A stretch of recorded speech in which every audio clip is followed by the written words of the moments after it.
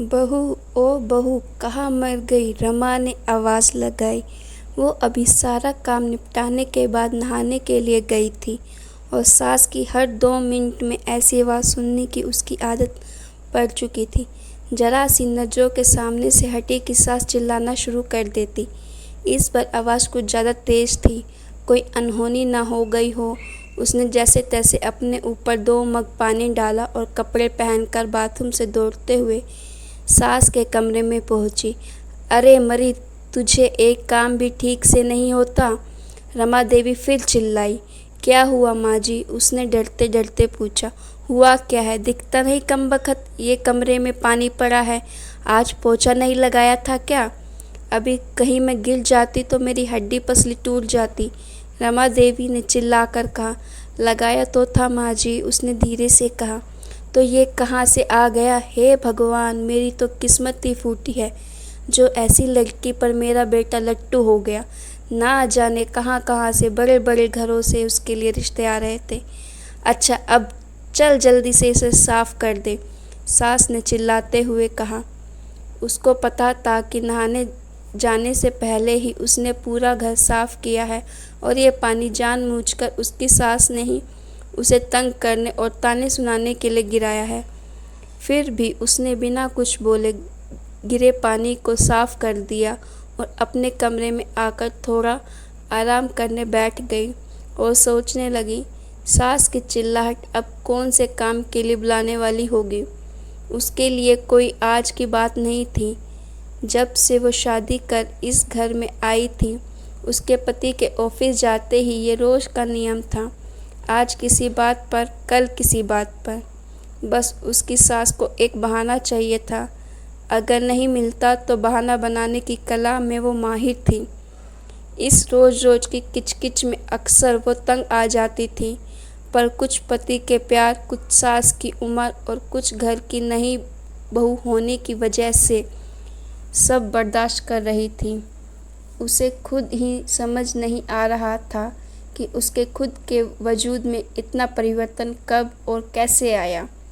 उसको यह भी याद नहीं कि कब उसके अपने घर में उसकी माँ या पिता ने कभी उससे ऐसे सुरों में बात की।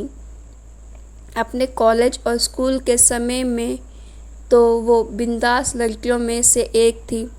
पूरे स्कूल या कॉलेज में कहीं भी किसी के साथ कोई गलत बात होती थी तो वो लड़ने के लिए सबसे आगे खड़ी मिलती थी।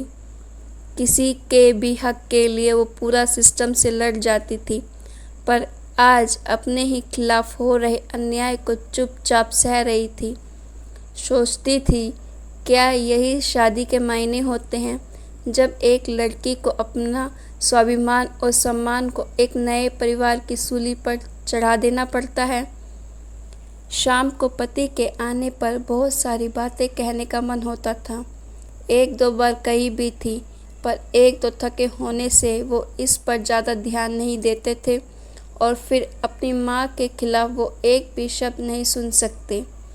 उनकी माँ भी अपने बेटे के सामने उससे बड़ा दिखावे के साथ बात करती थी, पर जैसे ही बेटा घर से बाहर निकलता था, उनके तेवर बदल जाते थे, जो उसे समझ में ही नहीं आता था कि एक इंसान पल भर में 2 तरह के व्यवहार कैसे कर सकता है। रमा देवी को सबसे ज़्यादा तकलीफ़ तो उसकी शादी में मिले दहेज से थी, जबकि उसके माता पिता ने अपनी हैसियत से बढ़कर उसकी शादी में खर्च किया। लेकिन दहेज में या दूसरों से कुछ भी मुफ्त में मिलने की उम्मीदों और अभिलाषाओं का कोई अंत नहीं होता। हर चीज़ कम लगती है और उसके आने पर सबसे पहले उन्होंने घर की नौकरानी की छुट्टी कर दी और घर में उसके कदम रखते ही हाथों की मेहंदी का रंग छूटने के पहले ही बाकी कामों के अलावा बाई के सारे काम भी उसके ऊपर आ गए।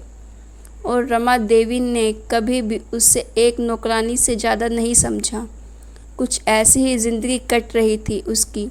रोज़ कोई न बखेड़ा होता था और वो रोज़ शांतिपूर्वक उन्हें संभालने की कोशिश करते हुए सोचती थी कि जल्दी ही उसे अपने पति और सास के साथ बैठकर शांति से इसका हल निकालना पड़ेगा।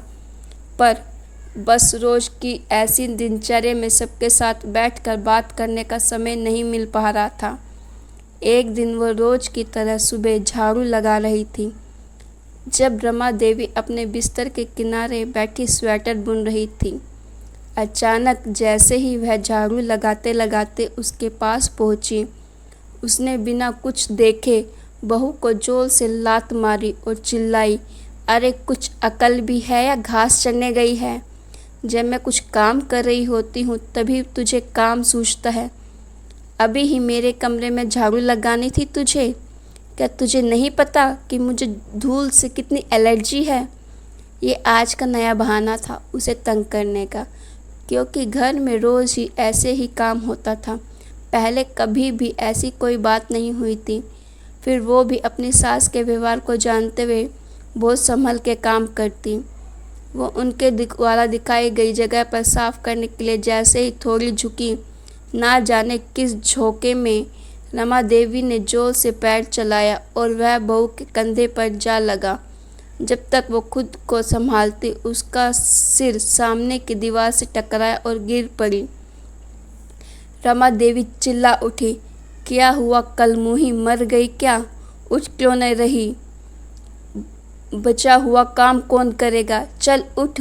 वो उनकी कुछ बात सुन तो रही थी, पर समझ में कुछ नहीं आ रहा था और बड़ी हिम्मत करके जैसे तैसे उठने की कोशिश कर ही रही थी कि रमा देवी ने फिर ठोकर मार दी और सिर दोबारा दीवार से टकरा गया। इस बार बहू बेहोश हो गई थी। सास बड़बड़ाते हुए उसे कोसती रही। जब नहीं उठी तो रमा देवी के हाथ पैर फूलने लगे और तुरंत अपने बेटे को घर आने के लिए फ़ोन किया। पति उसे तुरंत हॉस्पिटल ले गया तो रमा देवी भी साथ साथ आई और एडमिशन कराने के समय भी बड़बड़ाए जा रही थी।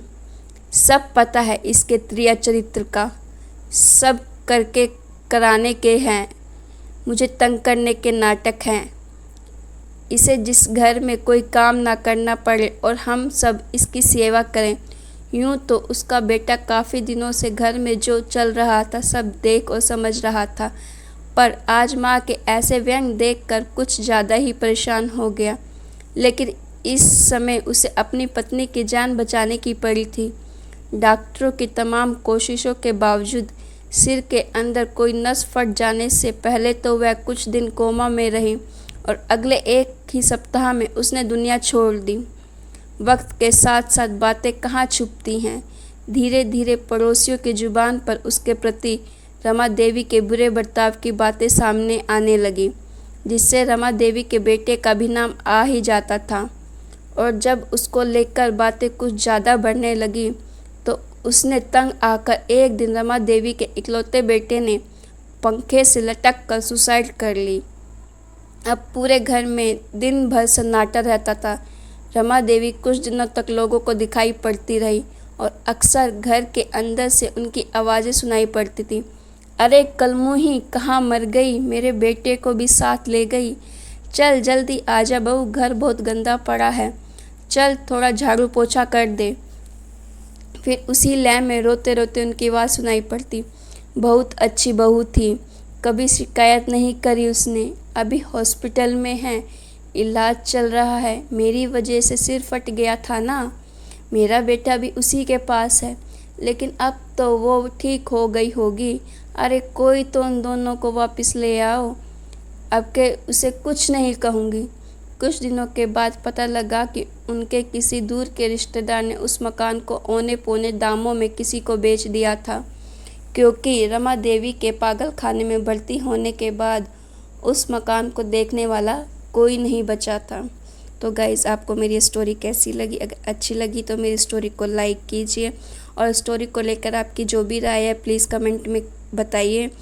और ऐसी इंटरेस्टिंग स्टोरी के लिए मेरे चैनल को सब्सक्राइब कीजिए और साथ में लगे हुए बेल आइकन को दबा दीजिए।